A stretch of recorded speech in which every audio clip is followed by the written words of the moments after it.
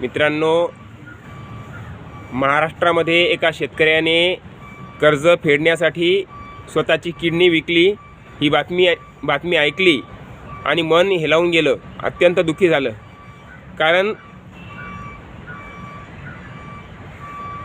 एकीकडे आपण सांगतो भारत स्वतंत्र आहे, भारतामध्ये लोकशाही आहे, आणि दुसरीकडे शेतकरी आत्महत्या करतात,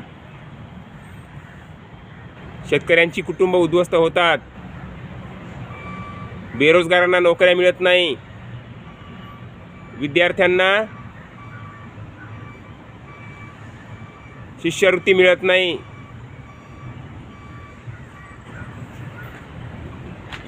कामगारांवर अन्याय होतो, शेतकऱ्यांवर अन्याय होतो, महिलांवर अन्याय होतो. ह्या समस्या कशामुळे आहेत? खरंच आपण स्वतंत्र झालोत का?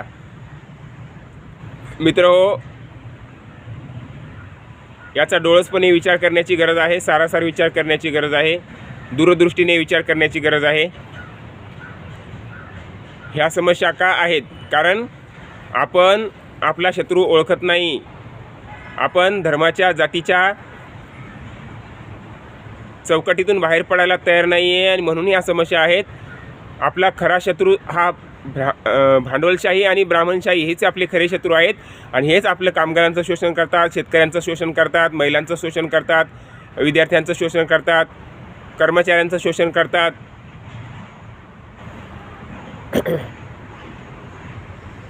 आणि म्हणून आपल्याला इतिहास वाचावा लागेल, इतिहासातून आपल्याला धडा शिकावा लागेल.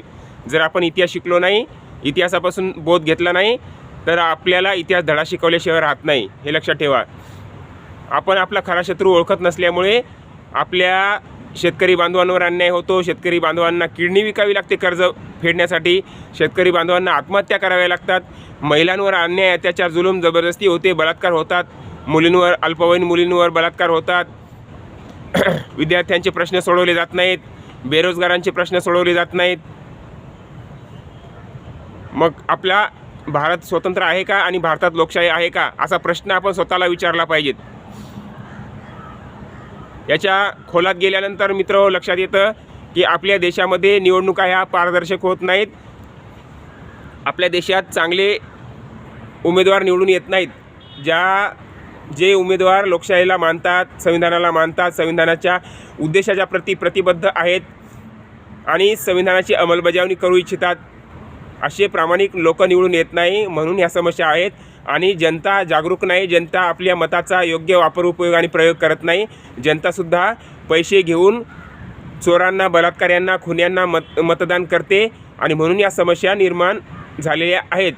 मित्रहो, आपला शत्रू आपल्याला माहीत नसल्यामुळे ह्या समस्या आहेत. आपण अज्ञानी आहोत, आपण पैसे घेऊन मतदान करतो, म्हणून शेतकऱ्यांचे प्रश्न सुटत नाही, म्हणून कामगारांचे प्रश्न सुटत नाही, म्हणून विद्यार्थ्यांचे प्रश्न सुटत नाहीत, म्हणून महिलांवरचा अत्याचार थांबत नाही. कारण आपण याच बलात्काऱ्यांना निवडून देतो. जे आपल्यावर अन्याय, अत्याचार, जुलूम, जबरदस्ती करतात त्यांना निवडून देतो. जे आपलं शोषण करतात त्यांना आपण निवडून देतो. जे भ्रष्टाचार करतात त्यांना आपण निवडून देतो. आणि म्हणून आपण पैसे घेऊन मतदान केल्यामुळे हे राज्यकर्ते, हे सरकार चालवणारे, हे नेते आपल्या गरजा पूर्ण करत नाही, आपले प्रश्न सोडवत नाहीत. कारण त्यांना आपल्या गरजा पूर्ण करण्याची त्यांना गरज वाटत नाही. कारण ते आपल्याला पैसे वाटतात आणि बेकायदेशीररित्या सरकार बनवतात, मतांची चोरी करून सरकार बनवतात, आणि मीडियाला दाखवतात जनतेने आम्हाला पाठिंबा दिला. म्हणजे आपणच खूप मोठे दोषी आहोत असं मला म्हणायचं आहे. आपण जात बघून, धर्म बघून, आपला प्रांत बघून आणि आपला नात्यातला माणूस बघून, जात बघून, धर्म बघून, असे जर आपण धर्म बघून मतदान करत असू आणि पैसे घेऊन मतदान करत असू, तर लोकशाही ते रुजणार नाही, हे लक्षात ठेवा. मला एक 10वीतला धडा आठवतो. मी 10वीत असताना पराक्रमाचा तमाशा दाखवा हा धडा होता. छत्रपती शाहू महाराज या धड्यामध्ये सांगतात की पराक्रमाचा तमाशा दाखवा. छत्रपती शाहू महाराज म्हणतात, असे अधम कारभारी असल्यास शेतकऱ्यांचे कसे भले होणार. म्हणजे असे नालायक, निर्लज्ज, माणुसकी नसलेले, अमानवी कृत्य करणारे, ज्यांना माणुसकी नाही, मानवता धर्म मानत नाहीत, ज्यांना दया नाही, असे जर लोक निवडून दिले आपण, तर शेतकऱ्यांचं कसं भलं होणार, असे छत्रपती शाहू महाराजांना म्हणायचं होतं. आजच्या काळामध्ये विचार केल्यास त्यांना असंच म्हणायचं होतं की चांगले लोक तुम्ही निवडून द्या.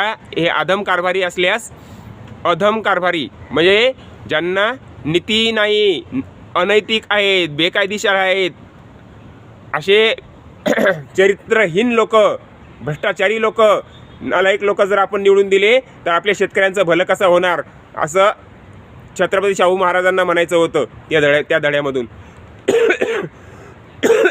म्हणून मित्रहो, चांगल्या उमेदवारांना निवडून द्या, योग्य उमेदवाराला निवडून द्या.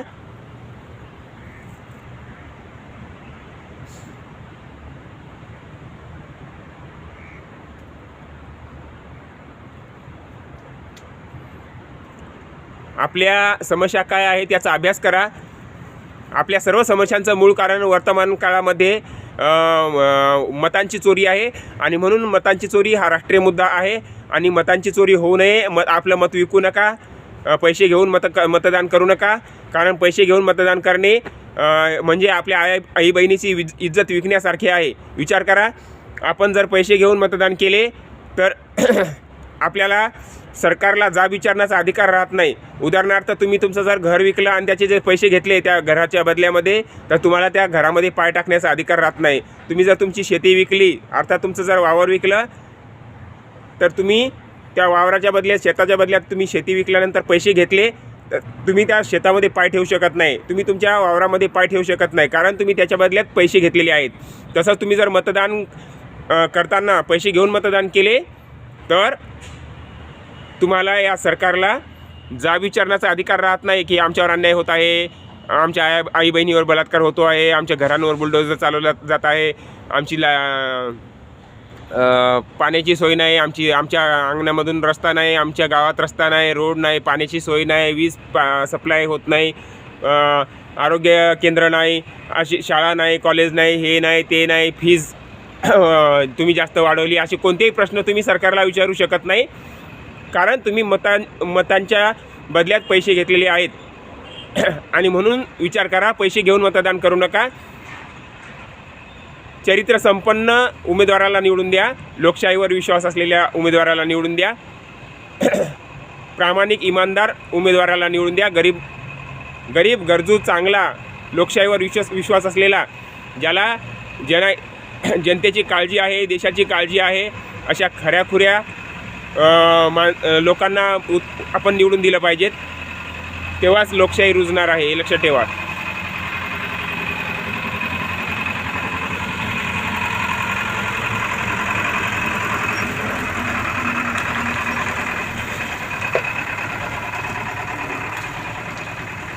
आणि छत्रपती शाहू महाराजांनी जे म्हटलं आहे ते आपण लक्षात ठेवलं पाहिजे. छत्रपती शाहू महाराज म्हणूनच म्हणतात की असे अधम कारभारी शेतकऱ्यांमध्ये असल्यास शेतकऱ्यांचं भलं कसं होणार. म्हणून आपण चांगल्या उमेदवारांना निवडून दिलं पाहिजेत, मतांची चोरी रोखली पाहिजे. मतांची चोरी रोखणे हीच खरी देशभक्ती आहे, हे लक्षात ठेवा.